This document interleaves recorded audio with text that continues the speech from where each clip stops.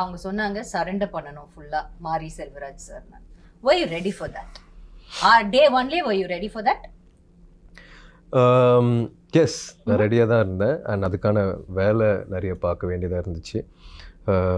நான் வாழ்ந்த வாழ்க்கை வந்து அவரோட படத்தில் இருக்கிற கதாபாத்திரத்தோட ரொம்ப வேறையாக இருக்கிறதுனால அதுக்குள்ளே இயல்பாக செட் ஆகிறதுக்கு நிறைய பண்ண வேண்டியதாக இருந்துச்சு. நிறைய டைம் அங்கே திருநெல்வேலியில் ஸ்பெண்ட் பண்ண வேண்டியதாக இருந்துச்சு.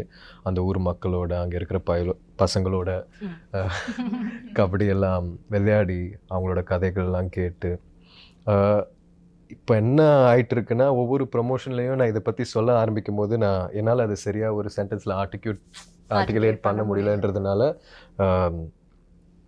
அது ஒரு பெரிய ஸ்ட்ரகிளாக இருக்குது.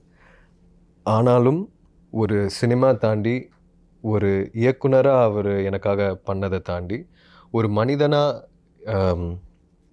எனக்கு நிறைய சொல்லி கொடுத்துருக்காரு. வாழ்க்கை பற்றியும் நிறைய விஷயங்கள் பற்றியும். ஸோ அதை தான் இந்த படத்தோட ஒரு பெரிய டேக்அவேயாக நான் பார்க்குறேன்.